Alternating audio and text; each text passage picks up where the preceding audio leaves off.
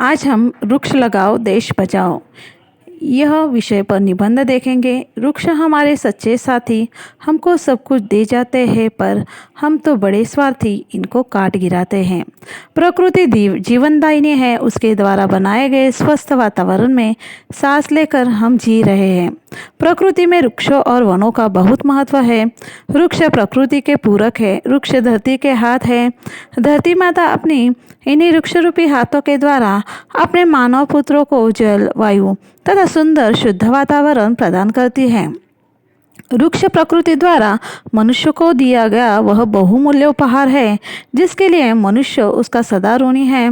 वृक्ष से हमें ऐसी कई चीज़ें मिलती है जिनका हम अपने दैनिक जीवन में उपयोग करते हैं। वृक्ष से लकड़ी, कोयला, गोंद तथा कागज आदि चीज़ें प्राप्त होती हैं।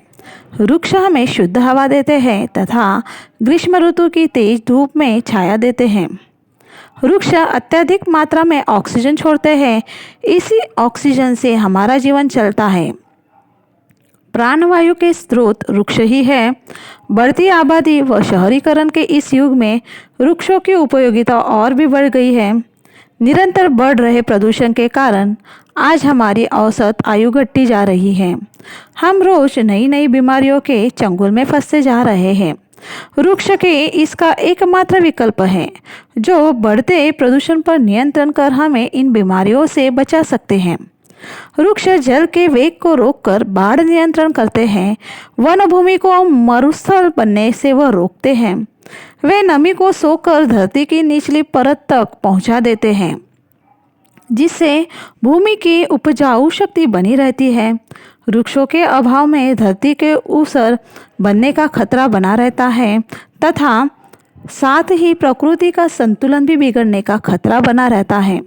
वृक्षों के कारण वन तथा वन के कारण वन्य पशुओं का जीवन सुरक्षित रहता है। वृक्षों के कारण विभिन्न ऋतुओं का चक्र भी यथा समय चलता रहता है। चाहे कश्मीर की वादियाँ हो या शिमला की पहाड़ियाँ, ये सभी तरह के वृक्षों के कारण ही सुशोभित हैं। वृक्षों पर ही प्राकृतिक सौंदर्य निर्भर है। प्रातःकाल सूर्योदय के समय वृक्षों पर तरह तरह के पक्षियों का चहचहाना हमें धरती पर स्वर्ग की अनुभूति कराता है। यदि वृक्ष न हो तो संपूर्ण सृष्टि का विनाश निश्चित है।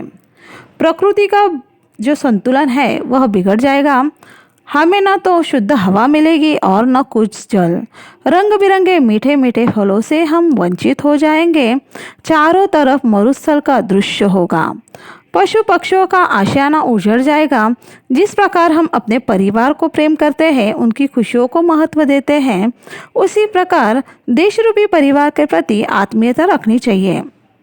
वृक्ष हमारे देश व समाज की रक्षा करते हैं। वृक्ष हमारी प्राकृतिक संपदा है। वृक्षों को काटकर हम अपनी जीवन डोर काटते हैं, अपने देश की बहुमूल्य संपदा नष्ट करते हैं। यदि हम अपने देश की भलाई चाहते हैं तो आने वाली पीढ़ी को हम यह बात बताना चाहते हैं कि वृक्षों का संरक्षण करना चाहिए, क्योंकि वही हमारा धन है। नहीं तो प्रकृति का विनाश है, वह हमारे देश को तबाह कर देने वाला है।